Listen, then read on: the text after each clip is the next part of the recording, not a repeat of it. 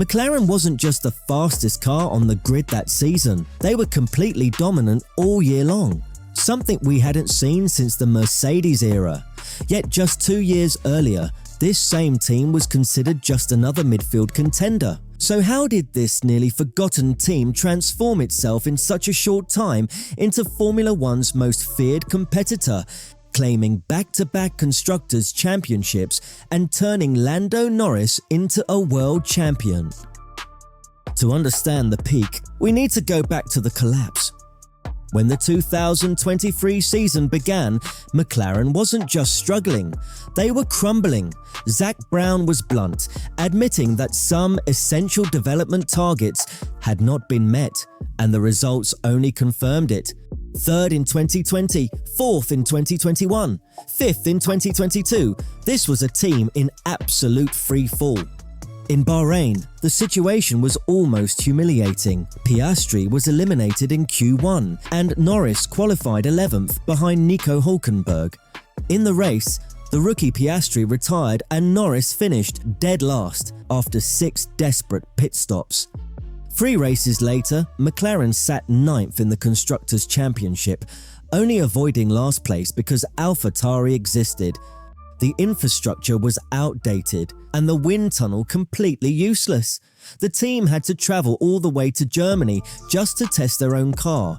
And for a team with McLaren's history, this was disappointing and inexplicable.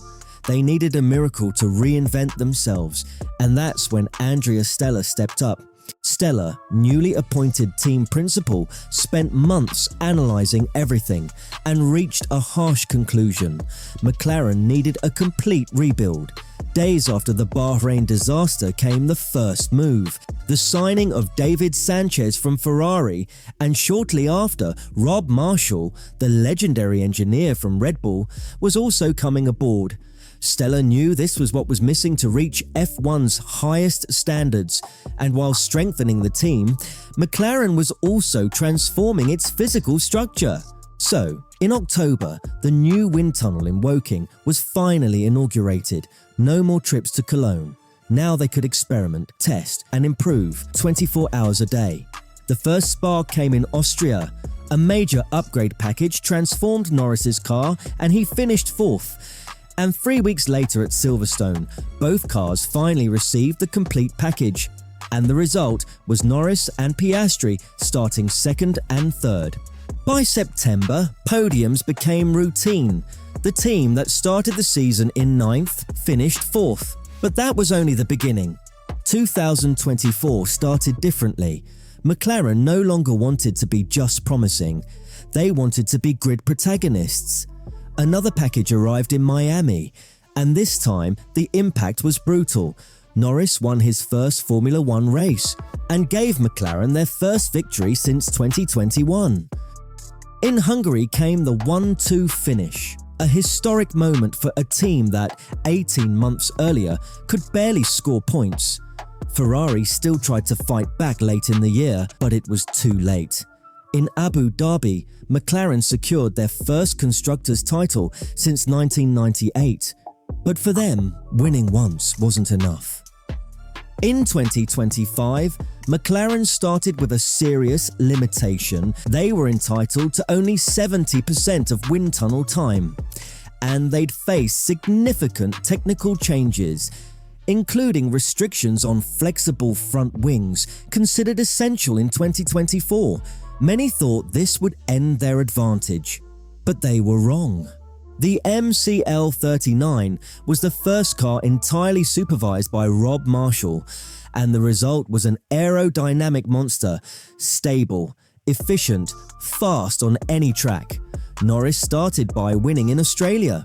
In China, the team achieved their 50th double podium, and throughout the season, they won 12 of the first 16 races with 7 1-2 finishes. The only real turbulence came in Canada, when Norris and Piastri collided and Norris retired from the race. But for the first time, the question wasn't whether McLaren would win, but rather, which of the two would win? Piastri reached the summer break with 6 victories against Norris's 5. The gap between them was just 9 points. A beautiful battle to watch. McLaren secured the Constructors' title in Singapore with a record 8 races to spare, but the Drivers' Championship went down to the final race of the year in Abu Dhabi. The championship was still open with Norris, Piastri and Verstappen, all with chances of becoming champion. But Norris's 3rd place was enough to beat them both, and Lando Norris, after 7 seasons with McLaren, finally became world champion. But F1 never stops evolving. In 2026, everything will change again. New regulations, new engines, and redesigned cars. Will McLaren stay on top, or are we about to witness a new revolution on the grid? What will be the big surprise of this new era? If you enjoyed the video, leave a like and subscribe for more Formula One stories.